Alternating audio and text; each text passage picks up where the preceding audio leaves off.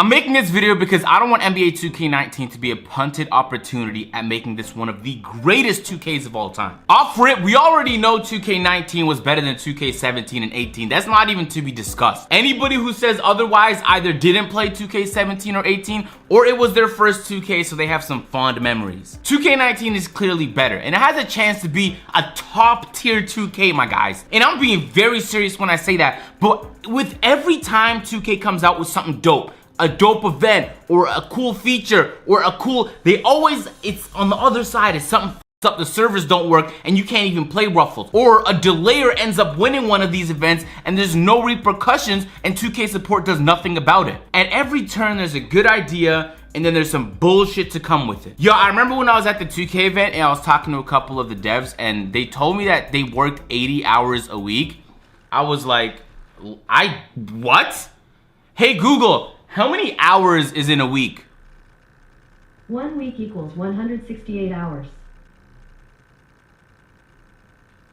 You hear that, ladies and gentlemen? I was like, I know it could be stressful, especially as a video game developer at a AAA title, especially coming up on the release of a big title. There's a lot on the line. And I can understand working hard, but every single time something goes wrong with 2K, I hear myself saying the same thing. 2K, hire more people.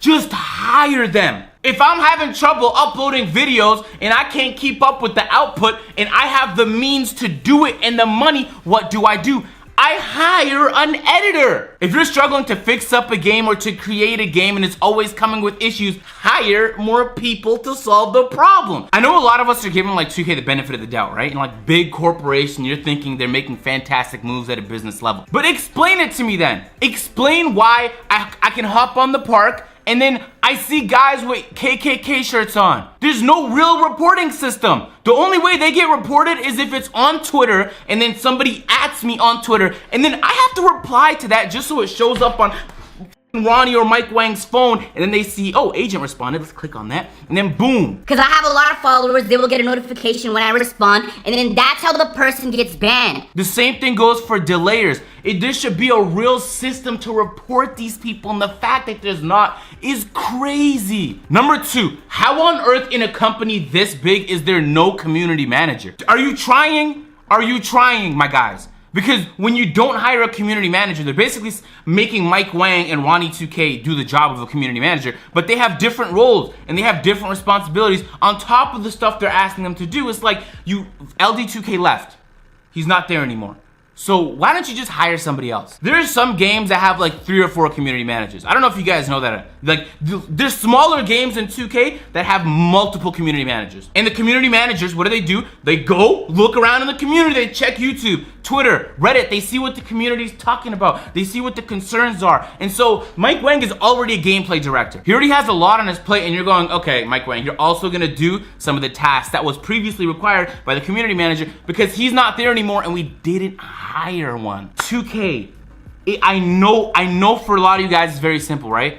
You have a need in an organization, maybe you haven't patched private matchmaking in 2 months and it was supposed to be the flagship thing that was supposed to be improved in 2K19 and you might be thinking, agent, they probably hired more people. I get it, it's a yearly cycle, right? So a lot of the development team already moves on to the next title because they have to, or else the next title will be even more broken than this one. I understand. If this was like an indie company and they were started with a Kickstarter campaign that had $500,000 and they're bootstrapping this thing, they don't even have a big studio. They just work from home. It's just 5 guys and a few girls. They work from home. Even those guys would have a community manager. But this is 2K we're talking about. If you sold 20 million copies of your game last year and you broke records, if microtransaction prices are this high, you have so much more profit. You can sleep in cash. Everything around you is cash, my guys. Just hire a couple dozen people to fix the issues. People will hit me up on Twitter with the craziest things. And then I'll see it and go, how was that a thing? I made a video on it just a few days ago, but there is now a whole new infantry of individuals that are creating these organizations to help people boost. And then there's gonna be nothing done about that. You gotta think about it. To me, it doesn't really matter what's on the TOS. TOS, nah, right? At the end of the day, if someone's doing something that can negatively impact the community or just the people playing NBA 2K, then that guy needs to be gone. If that guy is delaying, send him out of there. If he has racist imagery on his t-shirt, send him out of there. And there should be a system for all of that. Yo, the funny part is I already played more than 2 times the park games this year than I did all of 2K18. I'm playing 2K and I'm having fun, but in the process, I'll be waiting 40 minutes for someone to join my park, or I'll get stuck on the next spot or the squad spot, or I'll be on the court and I'll be stuck in this little blue screen, or that'll break and I can't get 5 guys into the Pro-Am. There's always something going wrong. Every time 2K has an event, they call it Ruffles. Fantastic event, it's laggy. You literally can't even play because you're lagging out too much. Every time 2K, they literally copy ideas. This fantastic idea they copied called trivia. I love playing trivia. It's one of my favorite things to do. Get a group of friends inside of a Discord call and just literally just help each other out, get the questions right. It is fantastic amounts of fun. But sometimes you'll answer a question correctly in trivia and then it'll literally say you got it wrong and you answered it correctly. It's like 2K cannot do one thing right without doing another thing horribly wrong. Ronnie 2K put up this post a couple days ago. It was just it was almost like he captioned himself dancing in 2K. Honestly, kind of cringy. But in the replies to that, Gento was saying, yo, we should have like a theater mode in NBA 2K. That would be pretty cool. And in my mind, I'm thinking, all right, let's just think this through. They add a theater mode and they're gonna have to host all the video recordings on a server somewhere.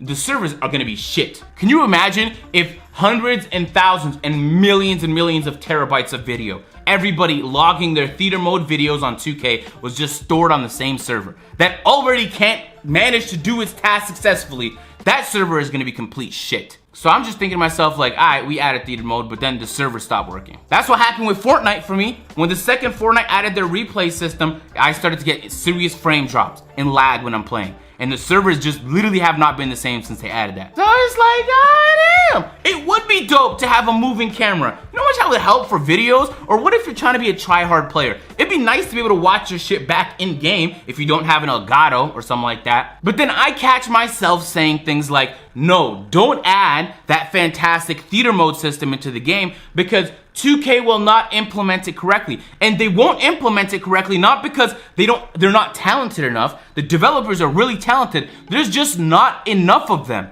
And so they're already being overworked. How on earth are you gonna ask them to do this now without it being completely f***ed up when you actually try and use it in NBA 2K20? It's gotten to the point with Pro-Am for me that I'm talking to people and there are some people, including me, that's being increasingly convinced that they will never actually fix the private matchmaking issue. That's actually a shame. So I understand 2K has a lot of different game modes that a lot of different people play, right? So the My League Online guys are complaining about one thing. The My GM guys are saying, how about us? The My Team guys are saying, this is broken. The Park guys are saying, everything's broken. And Pro-Am guys are saying, yo, we can't even play. So like, you might be thinking like, yo, they have to divide their attention in so many different ways. How do they do that? Most games don't have that problem, right? Most games just have a single player and a multiplayer. And all you gotta do is focus on one or the other, right? 2K is on a yearly cycle, which means it's not even like they have their whole dev team working on the issue. They just have some of the guys working on the issue. The other guys already moved on to the next 2K.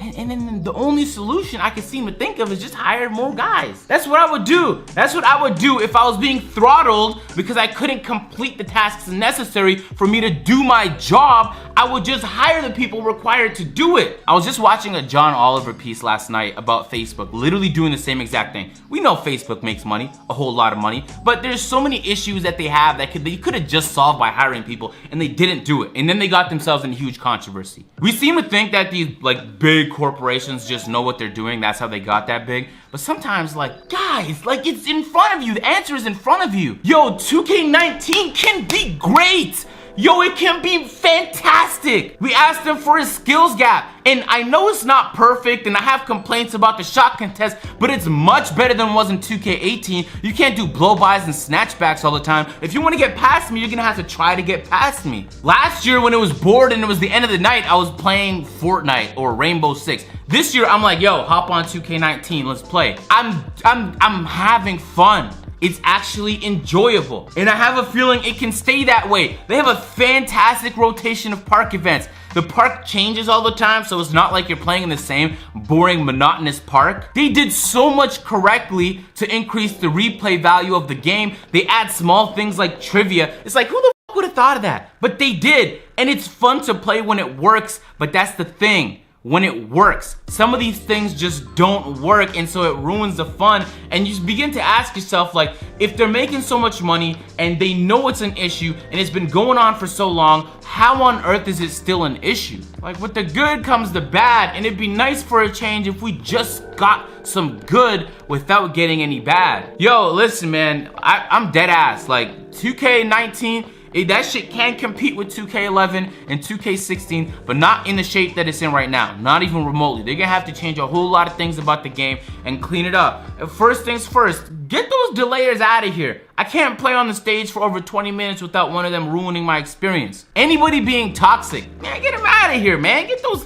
they literally added a system where you can report people who are being toxic on the megaphone. Because they realized there's a possibility someone's gonna get 92 overall, buy a megaphone, and then just start spewing some dumb shit. So it's like, all right, 2K, you thought that part through, but how about the rest of them? Did you miss that? How did you miss that? Oh my God, ladies and gentlemen, I'm just frustrated, man. I'm frustrated, but like, I'm also like somewhat optimistic. I don't know why, because like, I don't know if they'll fix it. But if they do, just imagine. It'd be a real shame if they punted NBA 2K19. If they had an opportunity to make this one of the greatest of all time, and then they ruined it over silly stuff that could easily have been fixed, right? Because 2K18, it wasn't just silly stuff it was fundamental things wrong with the game. And it was patches, and this changed, that slider changed, patches. Mike Wang is not doing that this year. He's not making a change every week. 2K has had 2 horrible years back to back with 2K17 and 18. And honestly, I've been in the Call of Duty community before, so I know how this shit goes. Usually the cycle just continues and the games keep getting worse until it dies in the ditch.